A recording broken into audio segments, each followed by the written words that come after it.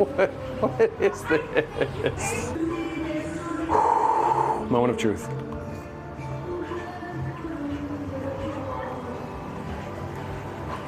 Okay, let's go.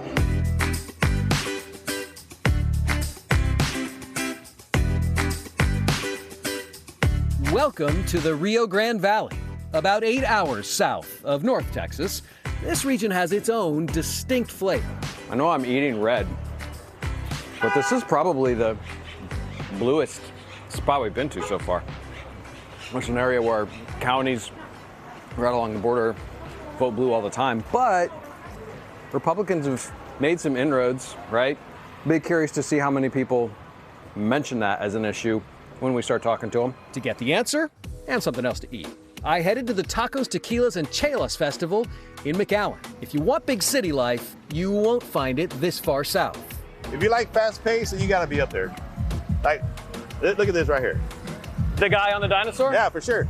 You can't drive around this at the Texas Fair or anything like that because too many people. I've lived in Valley my whole life, so it's pretty nice. I like it down here. Why do you like it so much? The family, the culture down here, the food is amazing. Time out. Quick fact check. Dude. I love it.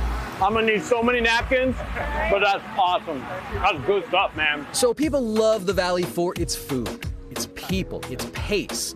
But a lot of them told me the region is misunderstood. I think that the valley is kind of poor. You don't have to go far to read a lot of things in the news about, misconceptions about the people here, the Hispanic culture. I know they talk about immigrants, but the valley is built by immigrants.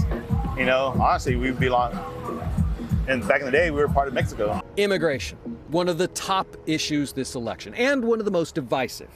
McAllen native and Texas Tribune reporter Berenice Garcia says it's nuanced, even for families who have spent generations in the region. Some people might have family who are in Border Patrol, and they hear a lot about their experiences, and they say, well, my husband works in Border Patrol, and he will tell me how much a wall would be very, beneficial for their work. Other people have friends who are immigrants or who are undocumented, and they see their struggle. The community down here is so intertwined with Mexico, so it's really hard to just kind of Cut it off. Yeah. Down here, people tie immigration to another election issue, the economy. Especially the tips on taxes and stuff like that. Yeah. And the overtime thing, I think that's really helpful to small businesses because our employees make a lot of tips, and it doesn't only hurt them, but paying business taxes on it, the employee tax is really high. When you're trying to think about the people you want in charge, what's something where you go, that's how I'm deciding? So I will say that my parents have really built themselves up from the bottom and have been people that have used every single platform that was available to them to make a better living for themselves. Had they not been given those opportunities, I would not be where I am today. We weren't the only ones on this trip, it turns out, thinking about who's going to raise the championship belt in November. Tacos and violent entertainment. They just go together. This is a wonderful combination I never knew existed. I like tequila. Yikes! All my frustration on an election year, I do take out in the ring. You must be super frustrated. Listen. Based on what I saw. It turns out Morgan Mercy is from Dallas. But like Texans in every region, she's going to be thinking about family when she votes. My family is my rainbow gay family.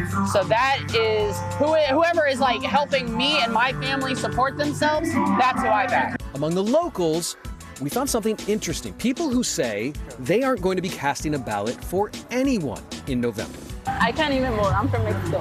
So you can't vote? No. Honestly, I don't vote. In 27 years, I don't vote. You don't vote? Nope, not once.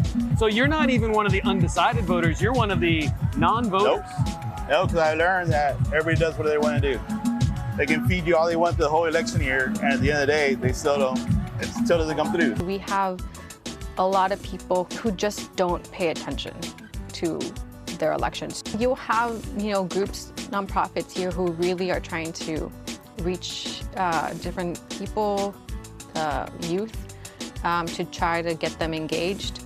Whether that's making a difference, it's hard to tell. People always say that you can't complain about things if you don't vote. Yeah, I don't. And exactly, I don't complain.